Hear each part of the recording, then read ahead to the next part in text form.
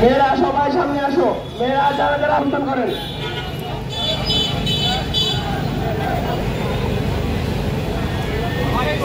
আপনারা 10 জন করে লাইন করবেন, 10 জন করে এখানে দেখুন, এই 10 জন করে লাইন আসেন, 10 জন করে সামনে আসেন, সামনে থেকে পিছনে 10 জন করে আসেন। সিনিয়র পার্সনটা সামনে থেকে সিনিয়রটা পিছনে পিছনে আসতে